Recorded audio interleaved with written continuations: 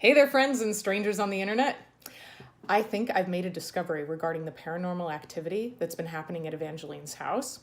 And I realized that I haven't really shared any information about the ghost hunting train with you yet. So I put together this little video so I can bring you up to date on all of my official theories, as well as my recommendations for dealing with each one. After careful investigation, I have narrowed it down to 3 key possibilities. Option 1. The ghost is actually a poltergeist whose spirit is stuck to the couch, and so they kind of came along with the couch when you and Lily lifted it from the Goodwill loading dock. The spirit is able to move, somewhat freely and interact with physical objects as we've seen, but it's still pretty much just attached to the couch. I think that since you guys have been home so much, it's kind of stressing it out. They need a little personal space, hence the couch destruction.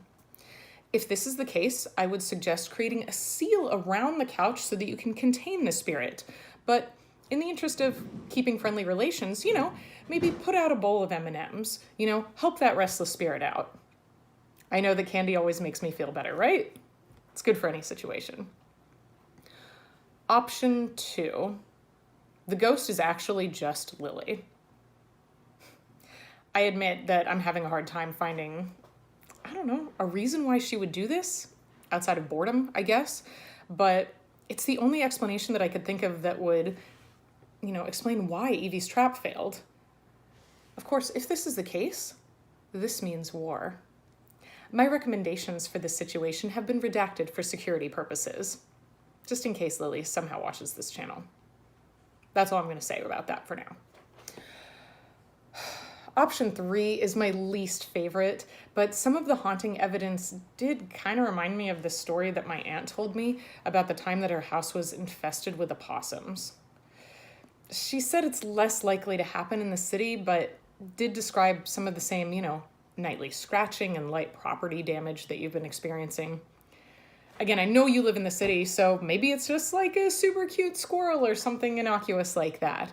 But Evie, if you do end up encountering any wild animals during your investigations, please don't hesitate to give me a video call. I'll make all kinds of terrifying faces at them until they flee in terror.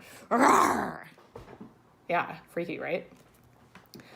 Of course, I've already shared my biggest theories with my girl, and she's in the process of testing each of them individually, so hopefully you'll get to see her. Just post some nice results in the next couple days. I hope so. Seeing her face always brightens my day, so maybe it'll brighten yours too. I don't know what it is about her. She makes me feel like everything will be okay. Anyway, I gotta head off to work, so that's my update on the ghost hunt. This has been Ghostbuster Avery. Till next time.